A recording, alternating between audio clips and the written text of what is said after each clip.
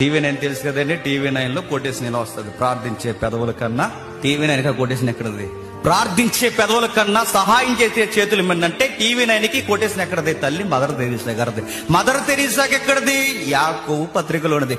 యాకోబు పత్రికలో ఏమనుందంటే సంఘ పెద్దలు ఇబ్బందులు ఉన్న వాడిని దర్శించి నూనె రాసి ప్రార్థించి అక్కడ తీసింది ఆ తల్లి ఆ మాట.